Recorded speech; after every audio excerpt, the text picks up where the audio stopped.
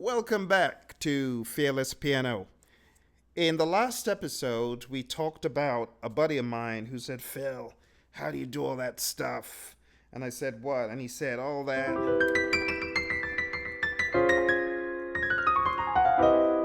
And I said, the key to doing that is being able to hold down a solid left hand. So in the last episode, we went through all the major seventh chords, and I showed you how to play all of them with your left hand. The next thing I want to challenge you to do is get a little bit more flexible with your left hand by playing octaves. Octaves. And what that means is going up like that.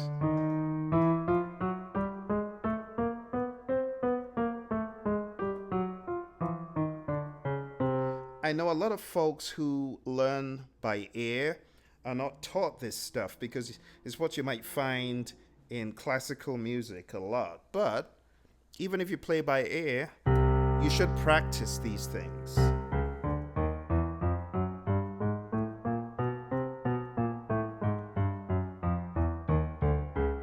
It could be extremely helpful. So let's put on the beat. And we're going to go up in octaves. Let's go from C. Okay? Just stretch your fingers wide apart. Make sure you're holding the octave. And let's go. 3 and go.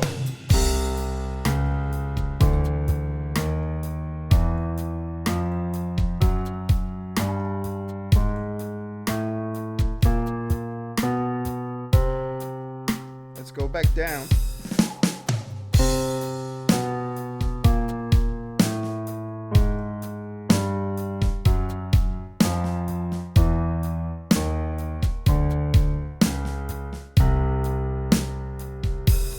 Go quicker.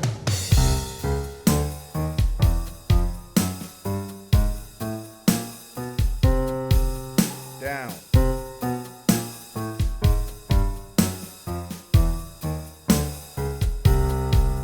Again.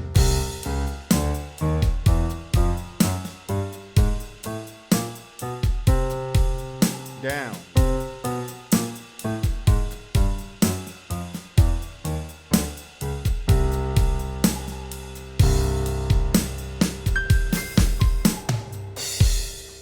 Now, as time goes on, you are going to want to add the fifth to go up like that.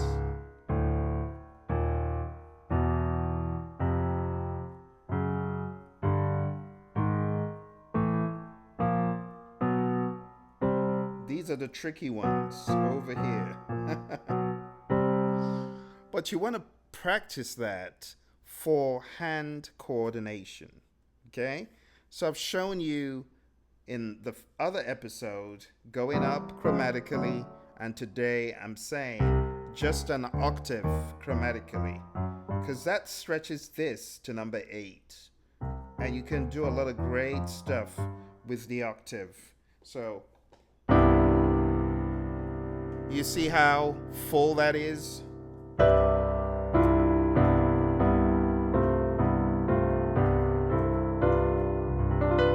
It actually gives the illusion that it's moving, but it's not.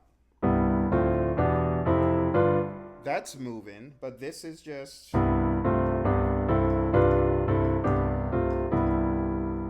or any shape you choose to hold.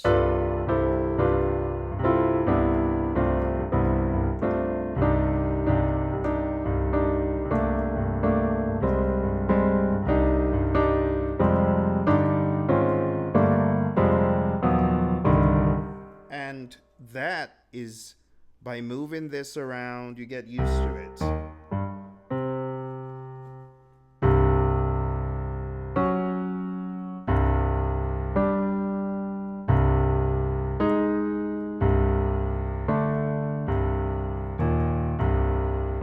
You should be able to think of any octave and jump from here to here and hold it. And that's the beginning of other things to come in other episodes. The last thing I want to ask you to practice more of today to get really good with your left hand is practice playing the notes singly in your major seventh shape, like this.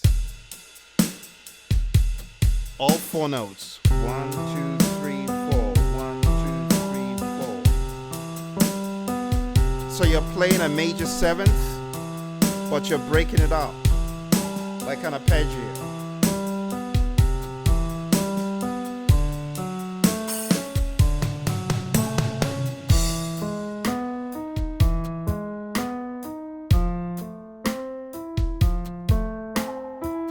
So you're walking up as though you're on a C major scale, B, and back to C. So what you're doing is doing C, D, E, F, G, A, B, C.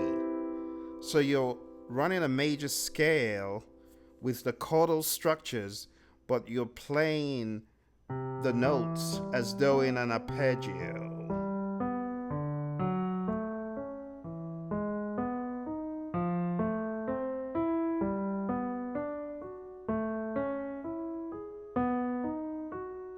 And these are helpful exercises for control. This hand has got to be able to play major seventh in different shapes, like that, or rootless. So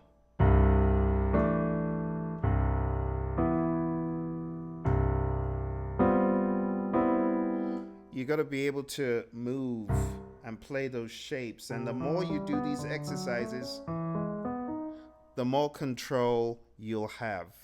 And then I want you to add the right hand so you can do both. That's right, both at once. Both at once. So why don't we practice that? Like this.